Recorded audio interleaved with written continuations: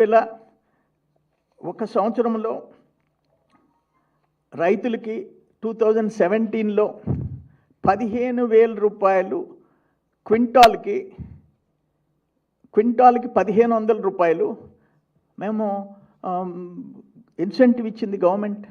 మిర్చికి రేటు తగ్గిపోతుంటే ఒక్క క్వింటాల్కి 1,500 రూపాయలు ఇన్సెంటివ్ ఇచ్చింది. నువ్వు ఎప్పుడన్నా ఇచ్చావా అని అడుగుతున్నా నేను.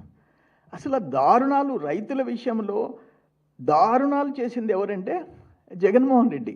ఒక సిస్టమ్స్, కేంద్ర ప్రభుత్వం డ్రిప్ ఇరిగేషన్కి 60% సబ్సిడీ ఇస్తుంది, 40% మనం ఇస్తాము. నువ్వు ఎందుకు క్లోజ్ చేసావు? ఎవడిచ్చాడు నీకు హక్కు?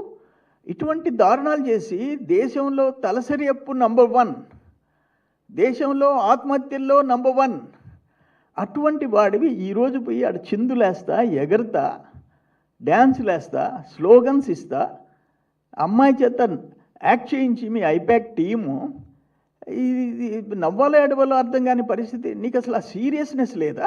రైతులు కష్టాల్లో ఉండే వాళ్ళకి ఆ సీరియస్నెస్ లేదా? నువ్వు రౌడీలని తీసుకుపోతావా?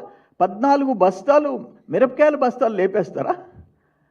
నీ వెనకొచ్చిన దొంగలు 14 బస్తాలు ఎత్తుకుపోయినారంట, లేళ్ల అప్పిరెడ్డి మనుషులంట. ఇది అసలు ఆశ్చర్యంగా ఉంది. ఇది అంటే ఇప్పుడు వస్తావు, 2 రోజులు షో చేస్తావు, రేపు మళ్ళీ బెంగళూరు ప్యాలెస్కి పోతావు. ఇంతకుమించి ఏమన్నా ఉందా? నాకు అర్థం కాల. ఇది దురదృష్టకరం. అంటే నువ్వు ఏదో ఇప్పుడు ఒక్కటి అడుగుతాను, 11 సీట్లు నీకు ఇచ్చిన తర్వాత 11 సీట్లు ఇప్పుడు కూడా జ్ఞానోదయం రాదా నీకు? ఎందుకు ప్రజలు ముఖం మీద కొట్టారు?